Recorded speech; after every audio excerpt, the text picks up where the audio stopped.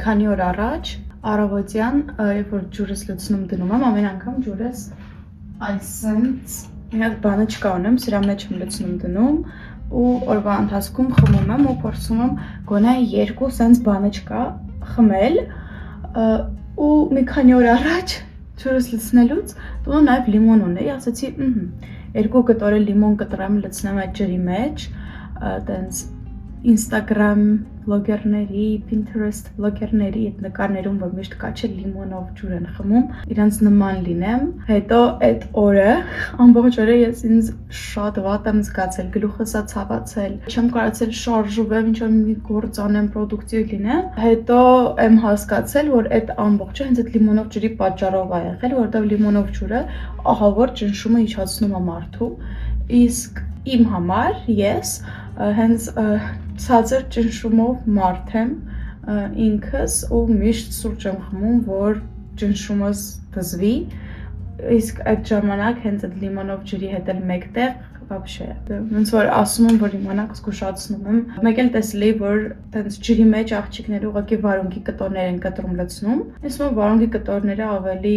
բիզապասնի վարիանտ է օգտագործելու, քան լիմոնը։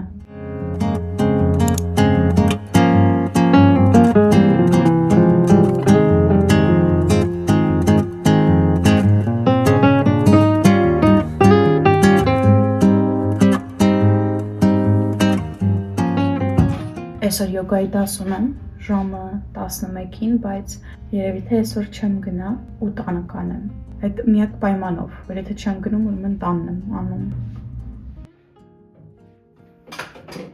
Հեսա պետքա դուրս գանք առևտուր անելու, մինչև աշխատանքի սկսելը։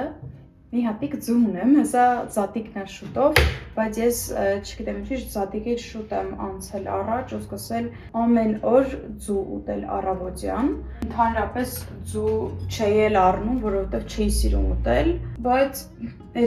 երեկոյան մեկ հատ ձու ավելի խաշել, դից ասացի թողնեմ առավոտյան կակրաս։ Իմ նախաճաշը երեկոյանից մնացած սալատ, ավոկադոյով պոմիդոր վարունգ պանիր ու երեկոյանից մնացած ձու։ Իսկ հիմա սխալ բան չեմ անում, որ երեկոյանից մնացած ձուն ուտում եմ, այնց եմ մտածում, որ օրինակ զատիկի ժամանակ մենք մի օր առաջվա ձուն հանգիստ ուտում էինք էլի, չէ, հաջորդ օրը առավոտյան, որովհետև պետք է ամեն ինչ նորմալ լինի։ Քանի որ այսօր bad hair day է,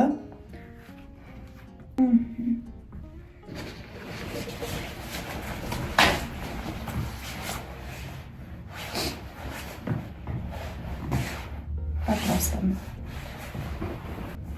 ու շոփեր ներսում շոփերներով որ գնում ենք առևտուր անելու։